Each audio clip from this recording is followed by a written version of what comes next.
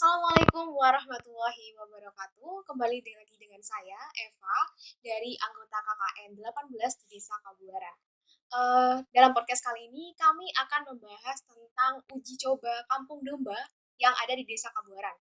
Tentunya saya tidak sendiri, ditemani dengan Bapak Latif, selaku Pokmas yang ada di Desa Kabuaran dan juga selaku inisiator adanya uji coba Kampung Domba di Desa Kabuaran. Mungkin langsung saja saya sapa aja ya Bapak Latif. Halo Bapak, bagaimana kabarnya hari ini? Sehat. Ya, kalau boleh tahu kesibukannya sekarang gimana Pak? Ya, mencari rumput, memelihara domba tentunya. Oke, kalau boleh tahu, boleh nih Pak, saya langsung tanya-tanya terkait Kampung Domba yang Bapak inisiasi itu gimana? Boleh Silakan. langsung. Oke, kira-kira apa sih Pak yang menjadi dorongan atau motivasi terbesar Bapak untuk mengambil domba untuk dipelihara? Oh ya. Pertama, assalamualaikum warahmatullahi wabarakatuh. Waalaikumsalam Jadi warahmatullahi begini deh, wabarakatuh. di kampung saya ini deh, ya, di kampung saya ini, kalau saya lihat dari ekonomi, saya prihatin juga. Karena begini, sapi juga bukan punya sendiri. Dan bertaninya juga masih kuli. Satu, yang dua. Yang tiga deh, kalau pelihara sapi, 1 tahun belum tentu bisa mendapatkan hasil. Jadi saya punya motivasi, ya, punya motivasi. Bagaimana kalau kita di domba? Sedangkan domba itu kalau kita di kelas pedaging 4 bulan kita panen. Kalau di kelas breeding 6 bulan kita panen. Dan anakan dari kambing tersebut bukan cuma satu, tapi dua. Jadi lebih bagus domba ketimbang sapi dari tingkat ekonomi. Ya. Dua, kebutuhan. Nah, yang dari kebutuhan. Kalau sapi, tidak mungkin lah cuma butuh 1 juta jual sapi. Kalau di domba, ya butuh 1 juta kan cuma jual anakannya. Iya. Dari itu. Oke. Alasannya ada lagi nggak Pak? Apa cuma dua itu? Ya, Ya, so saya penasaran juga nih Pak. Kan kalau misalnya kita mau beli domba, itu kan kita nggak tahu ya modalnya dari mana. Nah, kalau boleh tahu dulu dananya itu dari mana ya Pak, sehingga Bapak bisa menginisiasi untuk memelihara domba. ya. Itu deh saya bicara dengan Pak Lurah. Nah, terkait dengan warganya. Lebih-lebih di kampung saya.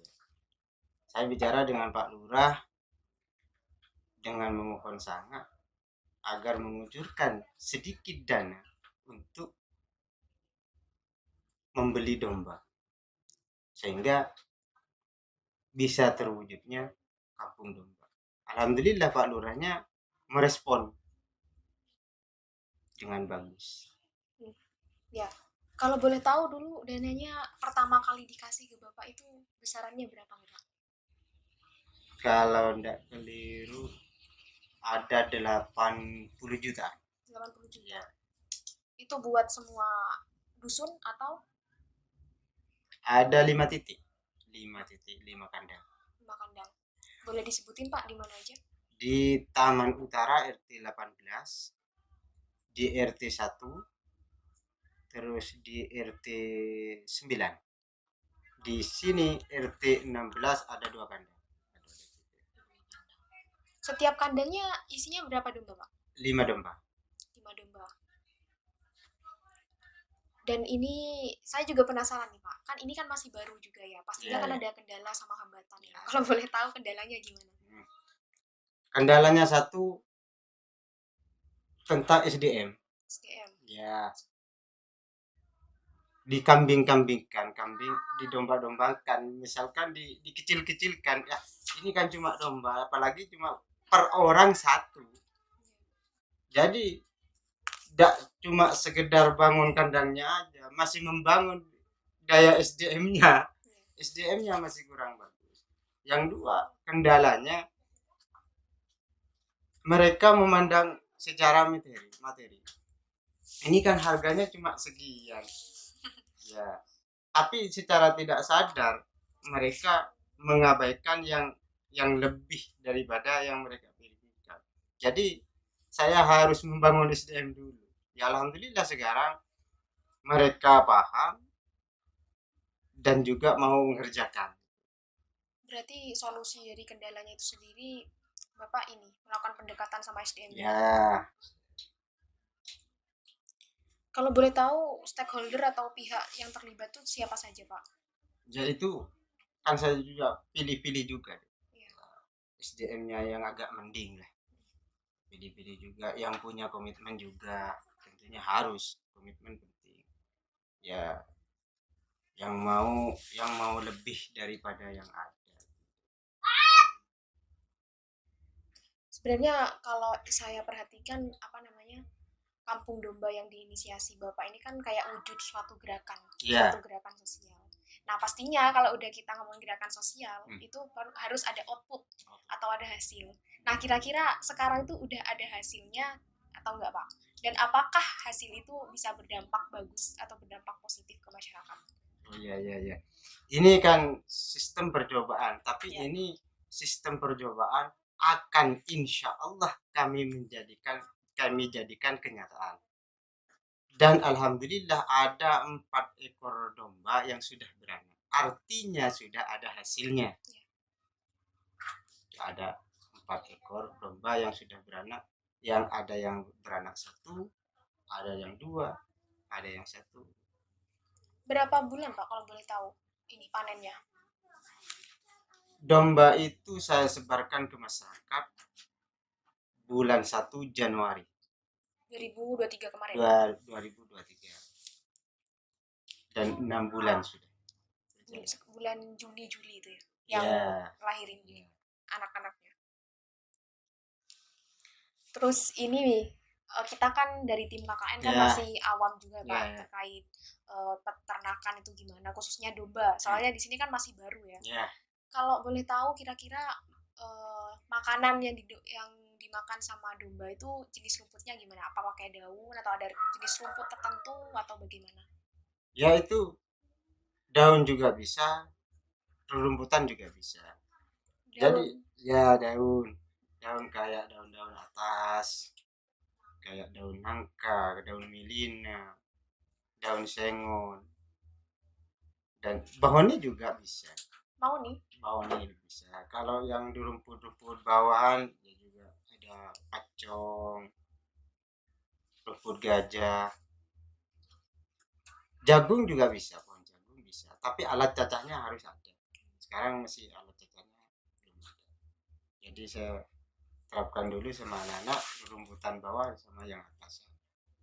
Satu kandang kan isinya 5 domba ya. 5 domba. Nah itu butuh berapa sak rumput buat cukup sehari?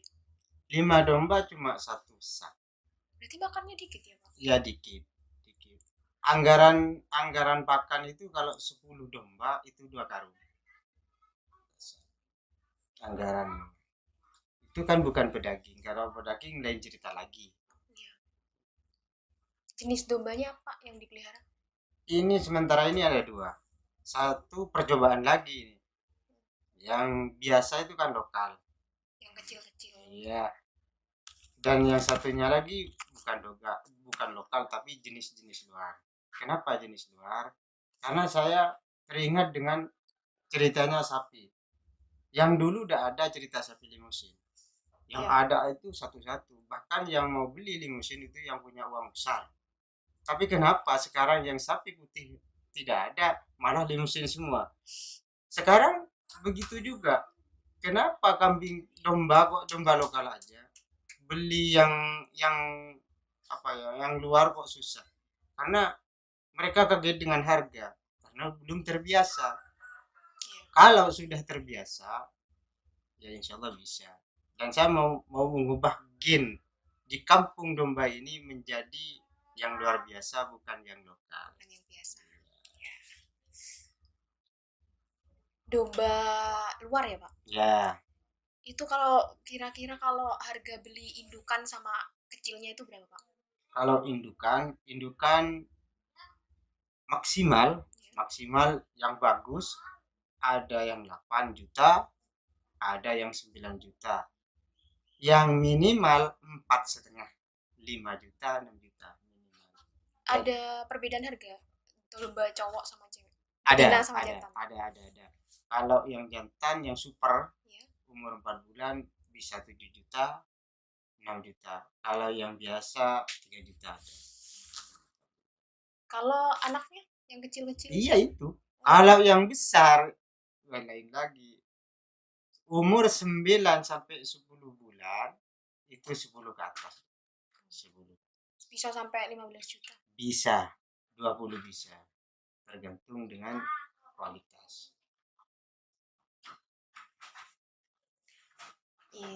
Terus ini Pak, yang saya penasaran juga. Kalau di desa itu pastinya kan ini ya, rawan keamanan gitu. Apalagi di sini banyak yang ternak sapi, domba, kambing kayak gitu. Kalau di desa Kabuaran ini pengawasan sama pengamanannya gimana? Kalau pengawasan ya biasa aja. Ya, jadi selama ini alhamdulillah aman, aman. Terus kemarin saya juga lihat di ini Pak, di Kampung Jawa itu juga Hmm. banyak ternaknya kan, banyak yang melihara anjing buat ini, buat pengamanan. Beda. Itu sebetulnya bukan pengamanan, deh, tapi mereka hobi. Oh iya. Kalau malam Bapak ini ada sesi buat jaga domba atau enggak? Langsung los gitu. Tidak ada deh, los. Ya kalau malam kita cuma berembuk gimana ke depannya sama teman-teman kelompok.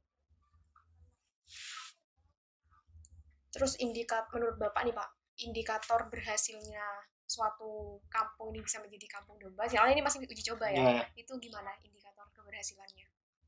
ya kalau bicara keberhasilan ya mudah-mudahan aja. Ya. Kita berdoa aja deh. Ya masalahnya ini kan kita berhadapan dengan manusia. Ya. Ada SDM, ada sumber daya manusia di sana yang harus ditaklukkan. Jadi mau tidak mau kita harus bekerja keras dulu. Yang penting usahanya. Ya. Ini Pak, pasti harapannya Bapak kan berhasil ya Ya. buat menginisiasi kampung domba. Kira-kira kalau nantinya udah berhasil nih, rancangan Bapak ke depan gimana? Apa masih fokus ke domba atau fokus ke bidang lain? Ya, gini deh.